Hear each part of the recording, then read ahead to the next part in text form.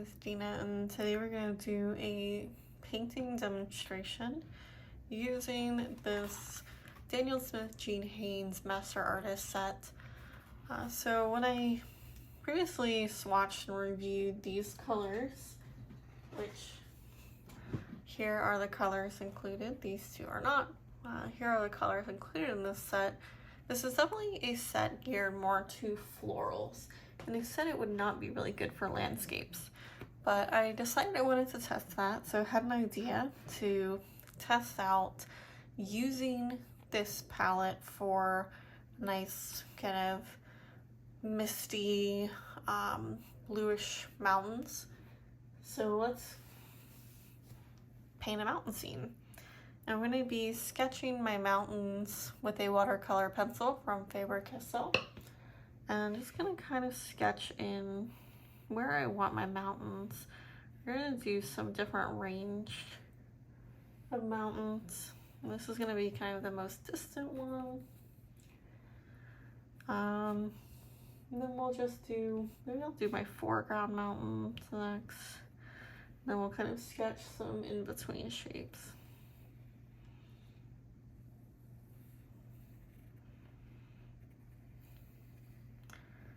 Now this is purposely a little light and a little wonky as we just get those mountain shapes in. Well, I have another mountain, and these ones are gonna kind of dip down out of view. And then maybe we'll have another one kind of from behind. So here's our basic mountains. And maybe just for fun, we'll have like one peak that's kind of in the center. All right. And I'm gonna do these kind of blue type mountains, so I did use this very light blue watercolor pencil. Brush I'm going to be using today mostly will be my favorite Blick Master Stroke. I might use a little bit of my silver size 10 Squirrel Blend as well. And I do have the watercolor set out here. And I'm going to use this mixing tray. It does have some palette art in it, but for the most part I'll be using the colors that came in this. The colors that I'm probably going to be using the most of are the Nickel Azo Yellow, Aussie Red Gold, Moonglow, and Lunar Blue. Probably not as much of the green side in this. Maybe I'll do a little bit of green on the foreground. But yeah, let's go ahead and get started. And I'm going to start here with let's go ahead and start with that squirrel quill and our sky.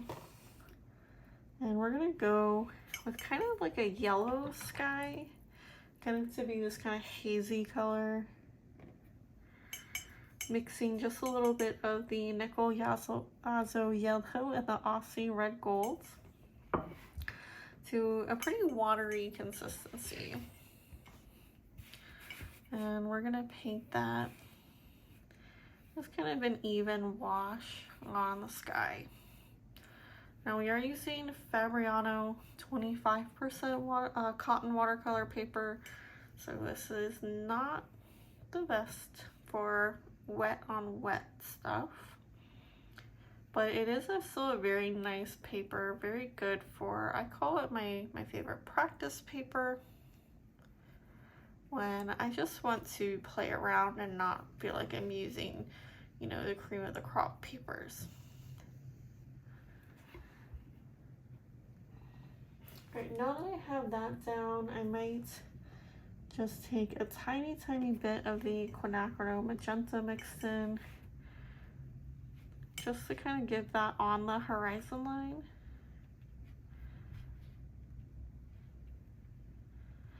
And I'm just kind of tapping that in.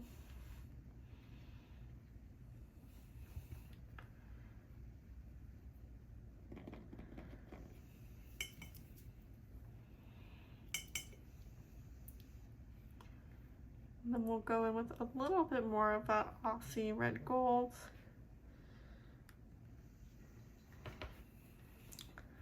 And we're gonna let this top layer dry. So I'm gonna move down to maybe this foreground mountain, and we're gonna do some Lunar Blue. And I might mix just a little bit of Undersea Green in for my closest mountain. Since that one is in the foreground, we want that one to kind of be the one we see some maybe greenery texture in. And once again, getting a pretty watery consistency here.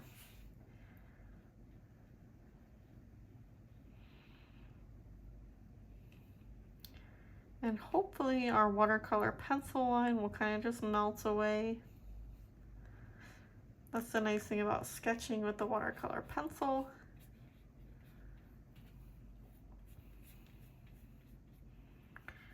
Is it does kind of melt into your painting.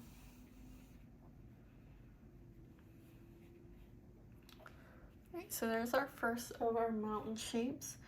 Might make this side a little bit kind of jaggedier, kind of same here. We're gonna just give it a little bit of jagged edges to give the illusion of trees. Maybe we'll add in some more detailed tree shapes afterwards. All right. So as we're gonna go kind of backwards, our colors are gonna get lighter. So I'm gonna do over here, there's some purple I'm gonna kind of wash out. I'm sorry, some orange I'm gonna wash out. And I'm gonna do a very watery Lunar Blue.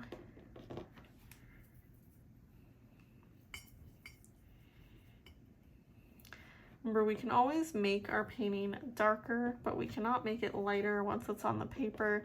So we're gonna be careful not to go too dark. I'm gonna do kind of working strategically here since some of my layers are still wet. This paper does dry pretty fast, but we don't want everything to kind of bleed on each other.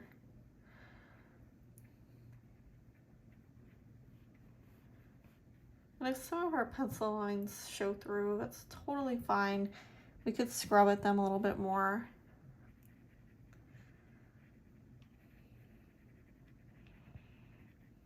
But I'm not necessarily going for full perfection here.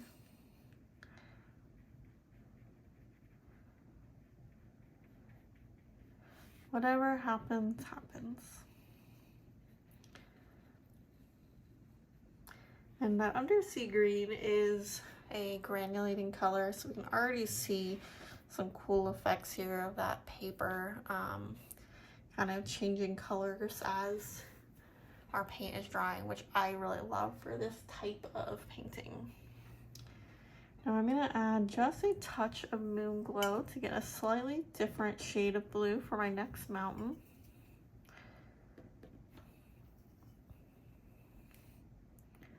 And we'll do the one next to it. And it's okay if these two blend a little bit.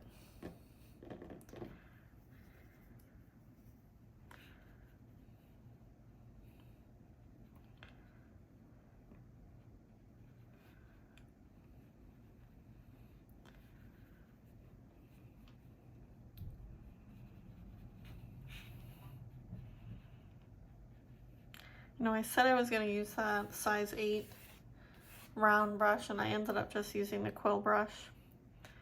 Some artists like to use lots of different brushes and are very particular about the brush size and shape, and I'm very much a work with what you have. I frequently paint on the go in coffee shops, on vacation, and a lot of times when I do that, I'm using a relatively inexpensive water brush. And I've produced some great stuff with it. So I'm not as picky about my paintbrush size and type. I do prefer my natural hair brushes. This one is a Squirrel Blend, and this one is Sable. But other than that, I'm not extremely particular. All right, so now we can kind of see this Moonglow is also having a little bit of granulation effect. I think our furthest away mountain is probably dry. So let's go ahead and do that one. And we're gonna try to get a very light wash on this furthest away mountain.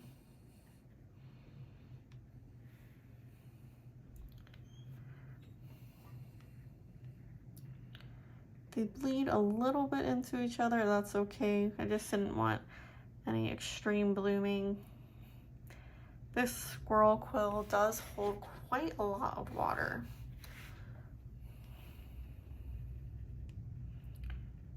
So we are going quite wet with this wash.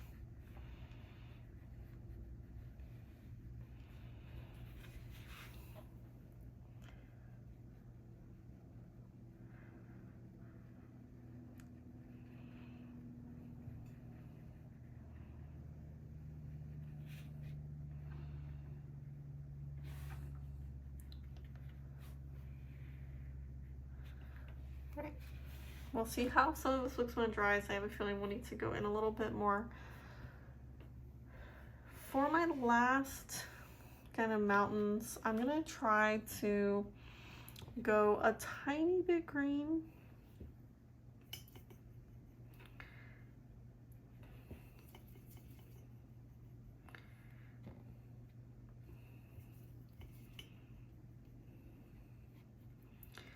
I've almost used up all the Lunar Blue here, but that's okay.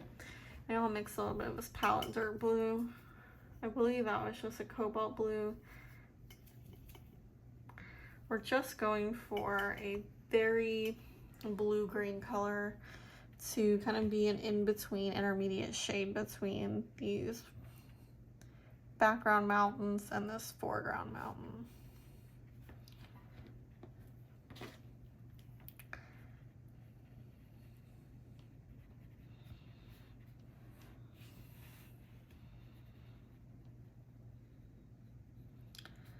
And this is where sometimes it can get a little tricky if you don't want any white space or any overlap to get kind of perfectly in those kind of jagged shapes we made. We're not being too particular with perfection. This is kind of just a warm-up scene.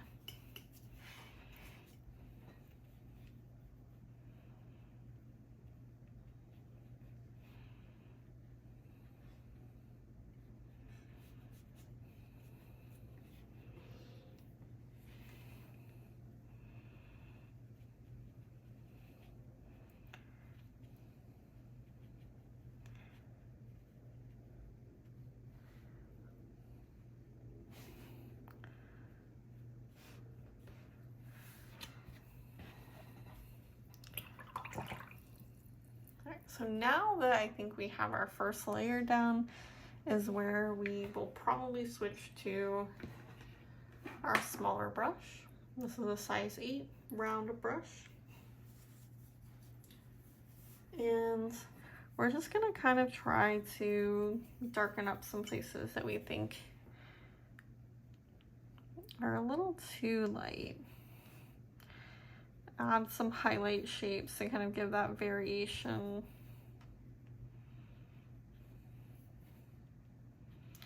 And not make these mountains look as much like uniform blocks.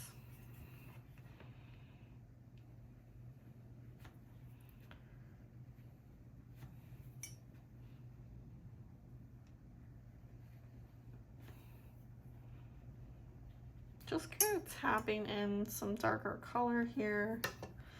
I am probably gonna have to mix some more color. I'm not really particular right now about if it bleeds together or anything.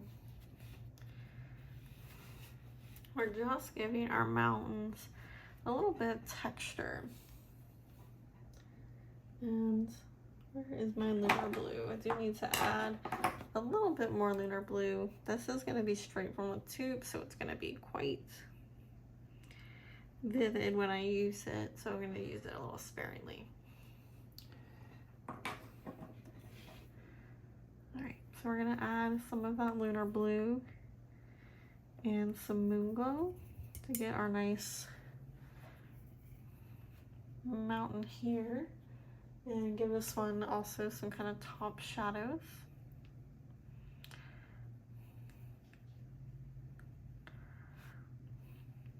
I did get some splatters here. Maybe this will be clouds. Maybe that was a happy accident for some cloud shapes.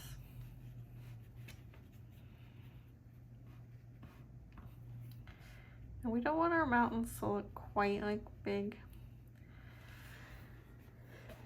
continuous masses, so we're just gonna add in a couple of kind of where they're overlapping. And you know, since we accidentally added that splatter,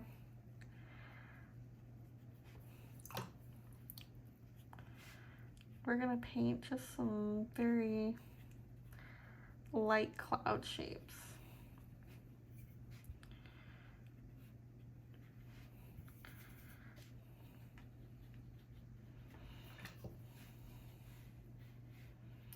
Maybe our sky needed a little cloud.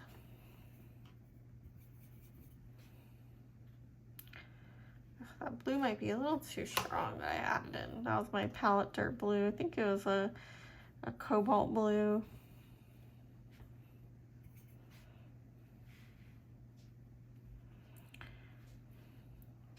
We'll water it down. Well, sometimes with clouds, I do like to kind of lift back some of the color just to make sure we're getting that kind of wispy shape. We'll just lift a little bit from the edges just to kind of, and I am using kind of a dirty towel here because I don't mind if my cloud shape ends up a little gray. Those clouds. In this case, are gray in this scene.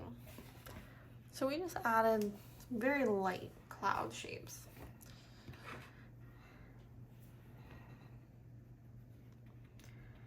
As this is drying, just kind of looking and seeing where it's not drying how I want, and adding a little bit of shapes there. A little bit of water to kind of soften any hard edges. I do want this edge here, but I don't want like a hard edge here. All right, we're gonna take a little bit of that Undersea Green, mix with the Lunar Blue.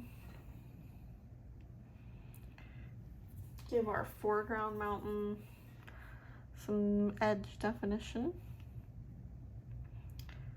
Remember, we had this one a little rough to kind of indicate there were some trees there. We might add in some very kind of wispy tree shapes as well. And we're just gonna kind of blend out that edge.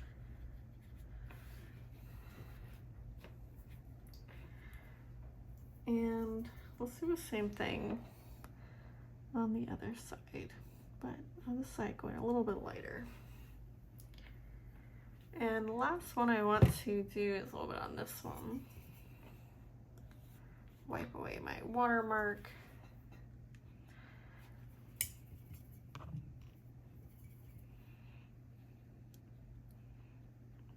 And we'll give a little bit of that tree edge.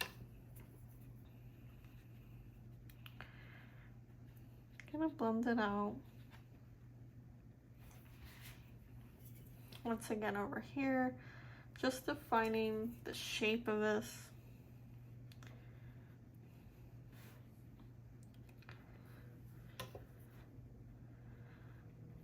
And this would probably be softer if I was using 100% cotton paper.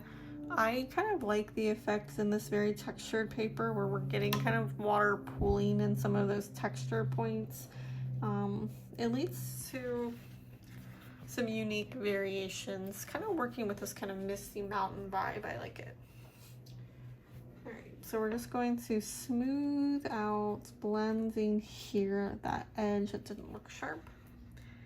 And I'm going to add in just a little bit of some kind of grass, maybe tree shapes into this foreground mountain to, you know, solidify that this one is the only one we're really seeing detail from, since it's right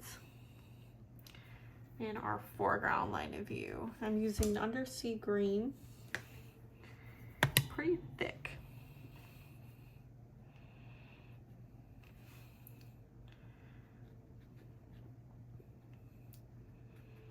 And just kind of lightly making marks.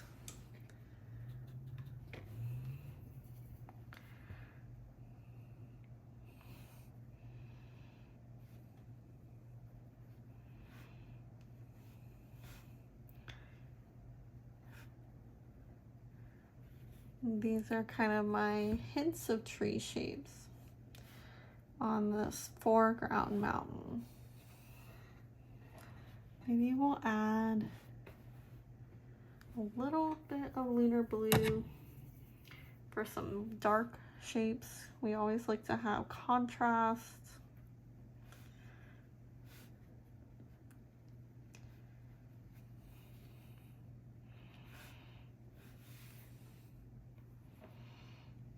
And I'm liking this dark spot here. I'm gonna maybe kind of just go in with more dark.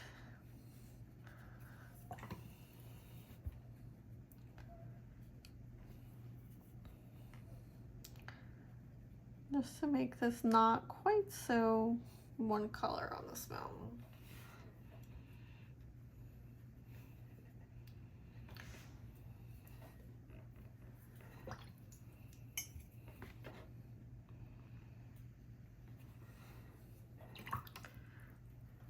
Right, so this was a very simple view here of using this set that was made for florals on a more landscape type painting, just to kind of show that we can kind of use things versatily.